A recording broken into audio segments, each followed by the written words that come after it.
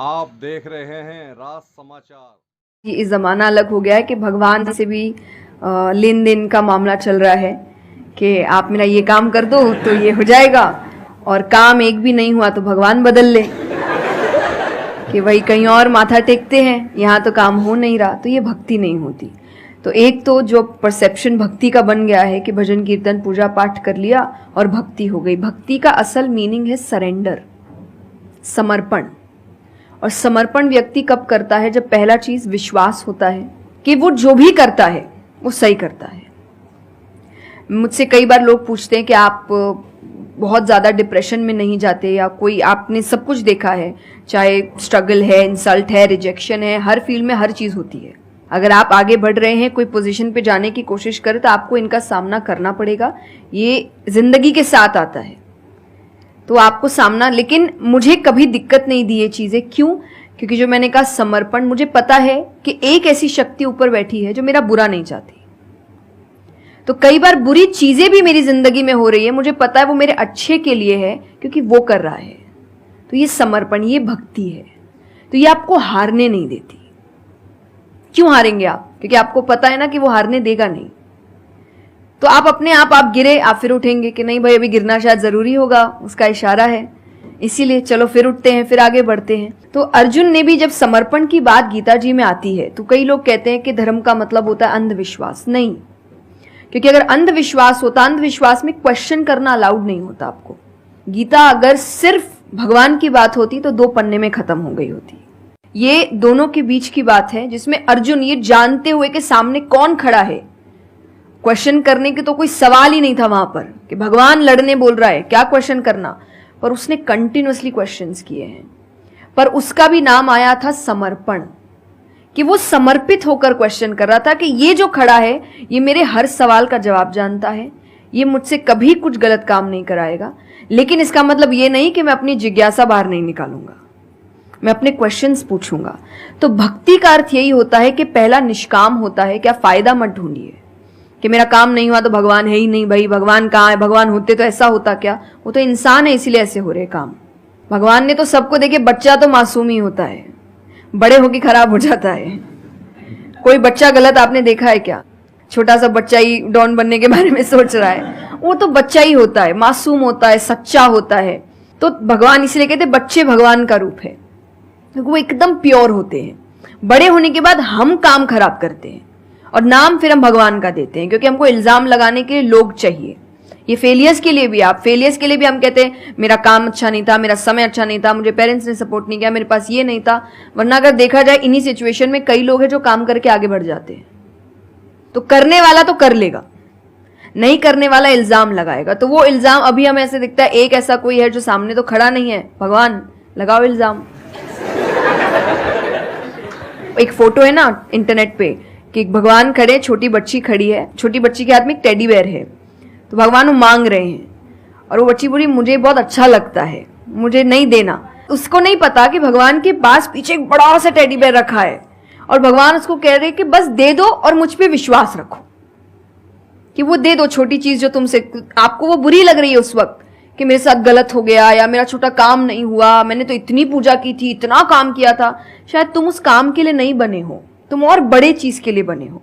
तो निष्काम क्या है कि आपकी भक्ति निष्काम है, स्वार्थ से नहीं बनी है, तो भक्ति आगे बढ़ेगी। दूसरा सरेंडर, कि मेरे हर सवाल का उत्तर सिर्फ उसके पास है।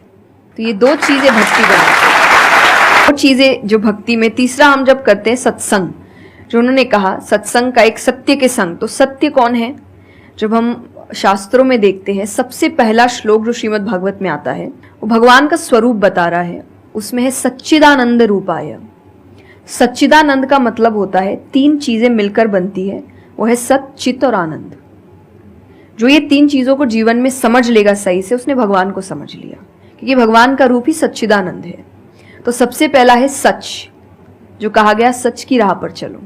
जो हम ये एक्चुअली आपने एग्जैक्ट वर्ड उस वक्त बोले, मैं अपनी कथा में भी कहती हूँ कि आजकल हम इतनी छोटी छोटी बातों पे झूठ बोलते हैं कि हम किसी से मिलने जा रहे हैं और हम घर से भी नहीं निकले, अरे 5 मिनट, अरे सिग्नल पे खड़ा हूं, अरे बस पहुंच गया, अरे क्या हो गया। वो 2 बातें तो सुनाएगा ना सिर्फ कि तुम समय लेकर नहीं आए, पर हम इतनी इतनी सी बातों में झूठ बोल रहे हैं। ये हमें लगता है कि कोई बड़ी बात नहीं, पर ये बहुत बड़ी बात है कि आप इतना भी सच का सामना नहीं कर सकते और फिर हमें लगता है कि हम लाइफ की जो प्रॉब्लम्स है उसका सामना कर लेंगे, खुद के सच का तो सामना कर नहीं पा रहे हैं। जिंदगी का सच सामने आएगा तब तो बैंड ही बज जाएगी पूरी, क्योंकि वो कठिन है।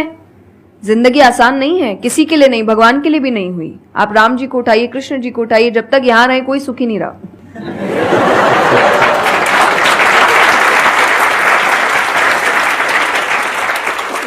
तो सुखी तो कोई नहीं रहा यहां पर। आपको सुख खुद ढूंढना पड़ता है, आपको अपना जीवन खुद निकालना पड़ता है अपने चॉइसेस को लेकर। तो इसीलिए पहला सत है, दूसरा चित है, अवेयरनेस।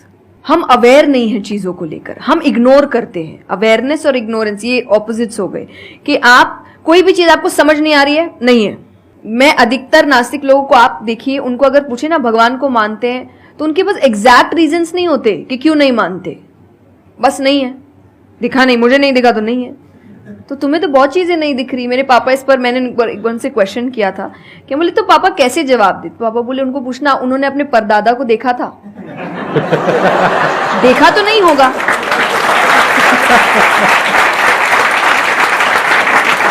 सुना है, दादा से सुना है, पापा से सुना है कि थे, मैंने तो नहीं देखा, तो मैं बोल दूं वो थे ही नहीं।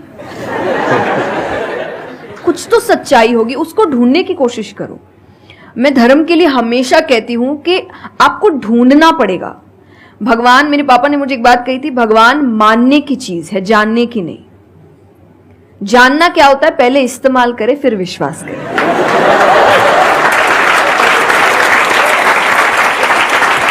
कि पहले देखेंगे है कि नहीं है, फिर बताएंगे। तो वो तो भगवान है, वो कहेंगे देख मैं भी घुमाता हूं।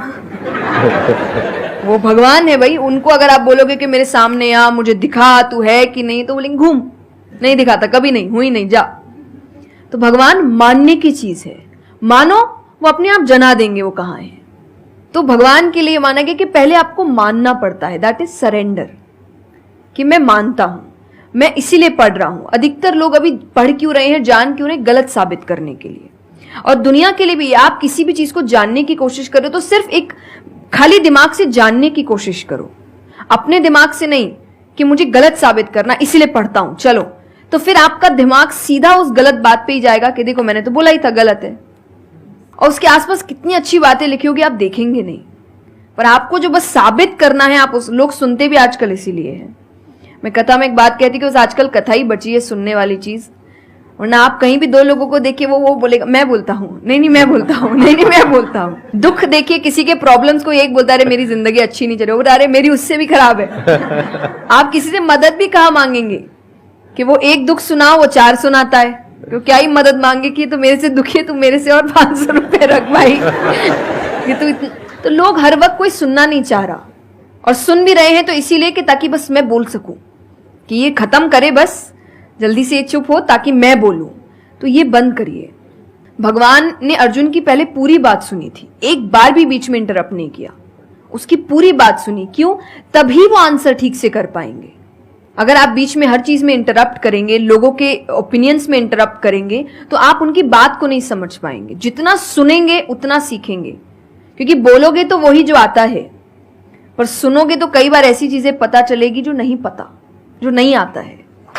आते हैं देखिए, और आनंद का मतलब एक्चुअली परमानेंट हैप्पीनेस होता है, जो आपको भगवान के साथ ही मिलता है, कि आपको किसी की जरूरत नहीं है, बाकी सब कुछ टेम्पररी है।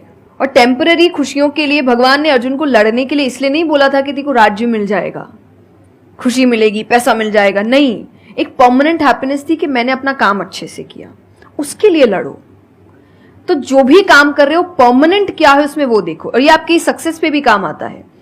भगवान जैसे अब हम कहते हैं ना कि दुनिया में कुछ सच नहीं है, संसार सच नहीं, इसका मतलब क्या? छोड़ने के लिए नहीं।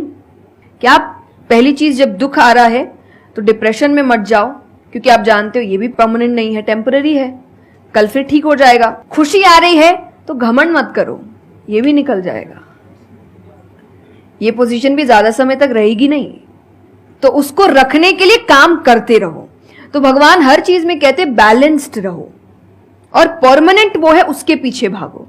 तो आप अपने आप ही जो दिखावे की दुनिया है, करते हम सब है और सब कुछ करना चाहिए लाइफ में, सब एंजॉय करिए, पर अगर उसको जानते हुए करोगे कि परमानेंट नहीं है, तो जैसा मैंने कहा वो यहां जाएगा नहीं, जैसे एक पक्षी है, आप पेड़ पे उसको बैठा दो और फिर जिस ब्रांच में वो बैठी उसको काटने लगो, और जब तक ब्रांच नहीं गिरेगा वो नहीं हटेगी, क्योंकि उसको ब्रांच पे भरोसा है ही नहीं। उसको पता ये रहेगा ना, उसको अपने पंखों पे है कि वो जैसे ही गिरेगा मैं उड़ जाऊंगी।